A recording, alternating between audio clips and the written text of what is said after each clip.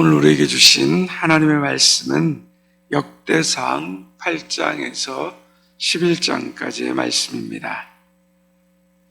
구약성경 역대상 8장에서 11장까지의 말씀을 함께 보도록 하겠습니다. 8장은 7장에서 이미 언급되었던 베냐민 지파에 대해서 더 구체적으로 상세하게 언급하고 있습니다. 그 이유가 무엇일까요? 베냐민 지파의 시작은 야곱의 그 12번째 아들인 베냐민으로부터 시작되었습니다. 그는 태어날 때부터 그의 어머니 라헬이 난산으로 죽는 그 죽음과 슬픔, 약함을 가지고 태어난 사람이었습니다. 그의 우선 베냐민 지파는 사사시대 때 사악한 범죄를 범한 사람들을 두둔함으로 말미암아 이스라엘 나머지 11지파의 연합군과 함께 싸우게 되는 그러한 끔찍한 일들이 일어나게 됩니다. 그리고 남자 600명만 살아남았습니다.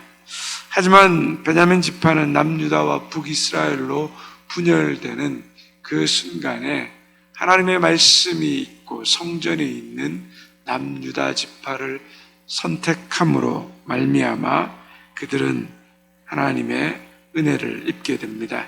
나아가서 바벨론 포로에서 귀환할 때도 적은 지파였지만 가장 많은 수가 귀환하게 됨으로 말미암아 이스라엘 재건에 기여했습니다.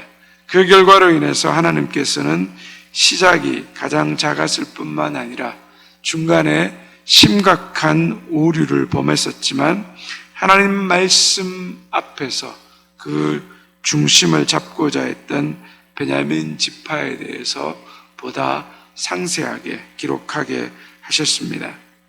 과거에 잘못이 있고 또 우리 안에 넘어서지 못하는 그 죄악이 있을지라도 우리가 하나님 안에서 생명과 복을 선택하고 그리고 우리가 어느 편에 서는지가 우리의 인생을 결정하는 것입니다.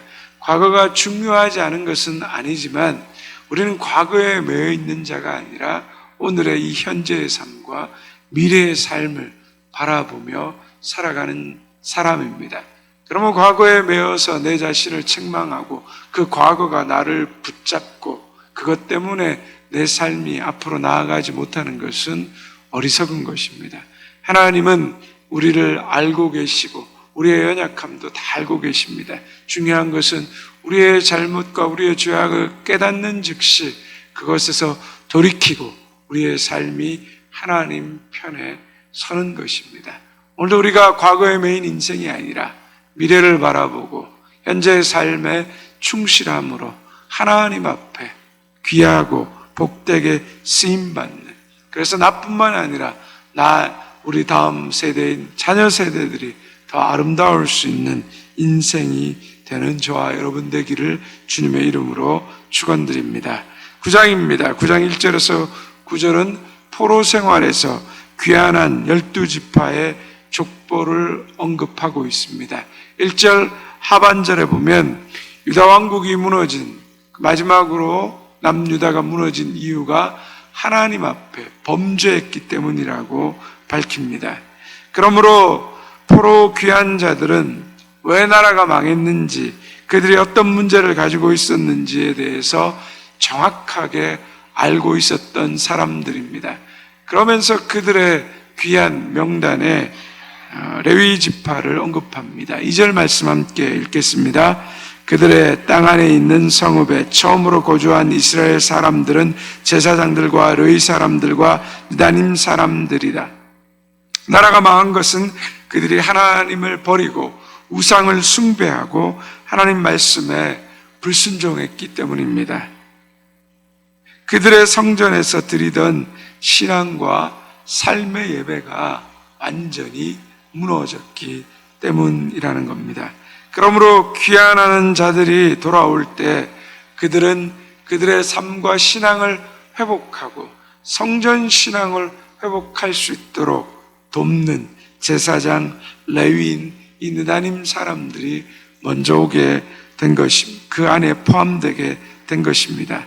성전 중심, 말씀 중심으로 회복되는 신앙이 필요한 것입니다. 우리의 삶이 무너져 있을 때 가장 중요한 것이 무엇입니까? 하나님과의 관계를 회복하는 것입니다. 그 하나님과의 관계의 회복은 예배의 회복을 통하여서 이루어지는 것입니다. 그래서 부흥하는 교회들, 변화되는 교회들, 새로워지는 은혜를 입는 사람들을 보면 그 삶에서 예배가 회복되는 것입니다. 하나님 앞에 드리는 예배의 회복. 하나님 예배의 회복은 뭘 말합니까? 하나님과의 관계의 회복을 이야기합니다. 하나님과의 관계의 회복이 온전히 이루어진 사람이 이웃과의 관계도 회복되는 것입니다. 그래서 우리의 삶에 가장 중요한 것은 예배의 회복입니다.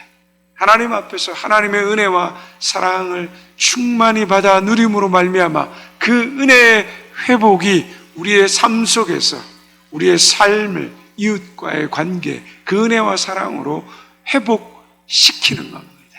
그래서 내가 뭔가 삶에 문제가 있고 어려움이 있다라고 생각이 되면 그것은 예배의 회복이 이루어지지 않은 겁니다. 그래서 예배의 회복이 내 삶 가운데 있는가? 그 예배의 회복이 바로 하나님과의 관계의 회복이며 하나님과의 관계의 회복이 이웃과의 관계의 회복이라는 것. 우리는 이 사실을 잊지 말아야 하는 것입니다. 10장입니다. 역대상의 주요 인물인 다윗 왕을 소개하기 위해서 그 전 단계에 간략히 사울을 소개하고 있습니다. 사울의 사역을 소개하지 않고 오직 그의 죽음만을 다루고 있습니다. 그 죽음의 이유가 13절과 14절에 나옵니다. 함께 같이 읽겠습니다. 사울이 죽은 것은 여호와께 범죄하였기 때문이라. 그가 여호와의 말씀을 지키지 아니하고 또 신접한 자에게 가르치기를 청하고 여호와께 묻지 아니하였으므로 여호와께서 그를 죽이시고 그 나라를 이새의 아들 다윗에게 넘겨주셨더라. 하나님께 범죄하였고 신접한 자에게 가르치기를 청하였고 여호와께 묻지 아니하여서 사울을 죽이셨다라고 하나님은 분명히 기록하고 있습니다. 수치스럽고 부끄러운 죽음입니다. 하나님은 우리 인생을 이렇게 기록하고 계시고 보고 계시다는 겁니다. 오늘 나의 삶을 하나님이 지켜보고 계시고 나의 삶을 기록하고 계십니다. 우리의 삶은 하나님 앞에서 살아가는 삶이라는 것을 우리는 잊지 말아야 됩니다. 역사가 여러분 그런 것 아닙니까? 역사가 이스라엘의 왕들을 기록한 것입니다. 역사는 기록입니다. 보고 나타난 사실을 그대로 기록하는 겁니다. 우리의 역사, 내 역사가 어디 기록되지? 하나님이 기록하고 계십니다. 그리고 하나님이 우리의 인생을 평가하시고 마지막 심판대 앞에서 선악의 행한 대로 하나님이 심판하신다라고 성경은 분명히 말씀하고 있습니다. 우리가 잊지 말아야 될 것은 내 삶이 하나님 앞에서 살아간다는 겁니다. 사람은 모를지라도 하나님은 우리의 마음과 중심을 아십니다. 그러므로 내가 하나님 앞에서 아름다운 인생으로 기록되려면 내가 어떤 삶의 모습을 가지고 하나님 앞에 서야 하는가? 그것을 우리가 기억해야 하는 것입니다. 하나님 앞에 어떤 인생으로 기록될 것인가? 그 두려움과 그 영광을 우리가 생각한다면 오늘 어떤 모습으로 하나님 앞에 서야 할 것인가를 우리는 알게 될 것입니다. 11장입니다.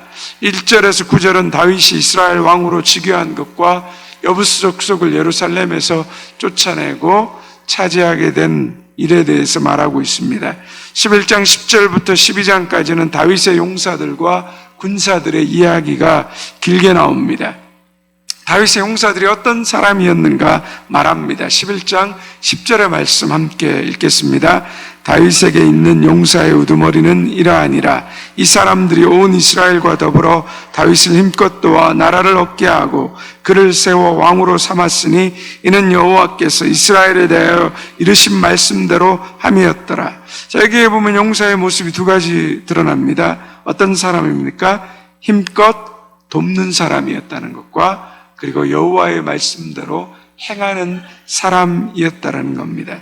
다윗의 용사들은 힘 있는 사람들이었지만 그 힘을 자신을 위해서 부리지 않고 하나님이 세우신 사람을 힘껏 돕는 일에 썼다는 겁니다.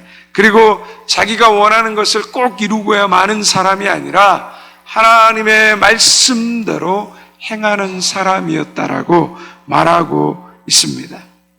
우리의 삶 역시 여러분 어떻습니까? 각자의 삶의 자리에서 보면 우리는 하나님의 부름을 받은 사람으로, 돕는 자로 우리는 각자의 삶에 서 있는 사람입니다. 그리고 우리는 하나님의 말씀대로 행하는 사람으로 부름을 받았습니다. 그런 의미에서 우리는 하나님이 세우신 용사들인 것입니다. 하나님이 부르신 용사로서 우리가 해야 될 일은 무엇입니까? 내 삶의 자리에서 하나님이 부르신 돕는 자로 힘껏 도우며 내 삶에 도움이 필요한 사람들을 도우며 살아가는 사람입니다. 그리고 내 삶의 자리에서 하나님의 말씀대로 순종해가며 살아가는 우리는 그러한 용사로서의 부름받은 사람입니다. 하나님의 부르심대로 오늘도 하나님의 뜻을 이루며 살아가는 하나님의 복된 사람들 되시기를, 용사 되시기를 주님의 이름으로 축원드립니다. 이제 역대상 8장에서 11장까지의 말씀을 경청하겠습니다. 주의 말씀은 내 발의 등이요 내 길의 빛이십니다. 아멘.